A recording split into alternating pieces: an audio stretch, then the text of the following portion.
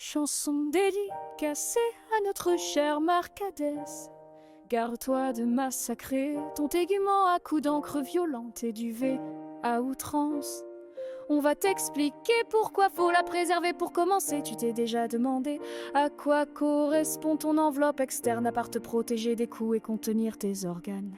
L'appareil tégumentaire, pas si simple. Il ne contient pas que la peau, mais aussi des annexes cutanées, des glandes et des corpuscules sensoriels.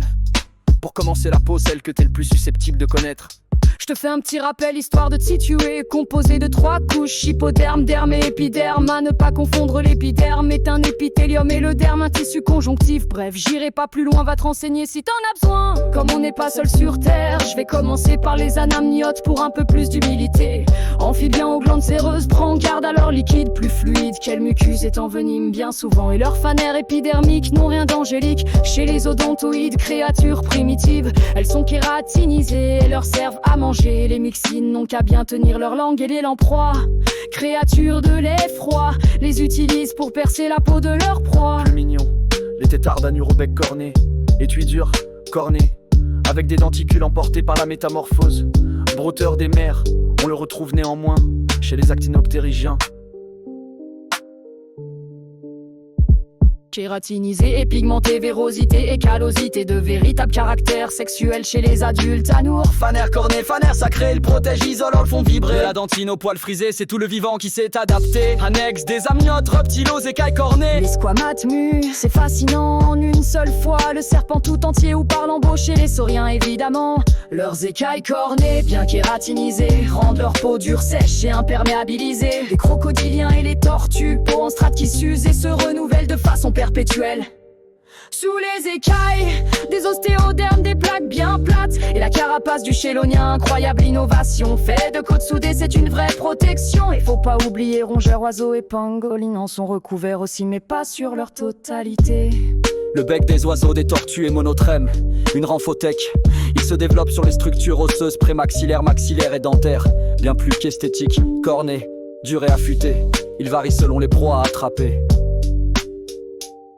Les plumes légères, isolantes et fines, de la tectrice au duvet, chacune a son rôle. Les pennes plumes de contour ne servent pas qu'à parader. Rémige pour voler, rectrice pour diriger, tectrice pour combler. Les filoplumes, c'est pour sentir, pour se recoiffer. Chez les bébés, les plumules se révèlent utiles. Barbe libre, un plumage néoptile. Grâce aux glandes uropigènes, qu'ils s'imperméabilisent tout entier. Les laisser de côté, manchots sans spécialité. Et les ratites aux barbes libres ne sont pas capables de voler. Les mammifères à poil dur ou doux, chez eux le poil c'est la norme. Ici pas de rasoir, c'est le poil, c'est un luxe. Filament kératinisé de quelques millimètres ou bien dépassant le mètre, peu épais. Ils sont fantastiques, accompagnés de ces 2 acolytes, toujours avec ses glandes sébacées, son muscle horripilateur de couverture ou laineux. Chaque type est spécifique. Laineux, fins et flexibles, rien de mieux en isolant thermique. De couverture long, parfait pour la protection. Les cils protègent les vibrisses raides et tactiles, richement innervés. Ils captent et révèlent l'invisible. N'oublions pas les poils moins évidents, les piquants d'hérissons et porcs épiques font reculer les braves. Incassables et légers aux cannelures externes, ne t'y frotte pas, tu t'y piqueras, ça peut devenir grave. Fanon chez les baleines, à la place des dents, suspendu à sa gencive supérieure, filtre le krill pacifiquement. Bien plus surprenant, rhinocéros menaçante, sa corne impaire. Qu'elle soit simple ou double n'est en réalité qu'un poil avec lequel il te menace fièrement. Ce n'est qu'un agrégat de filaments kératinisés. Fanère cornée, fanère sacrée, ils protègent, isolent, font vibrer.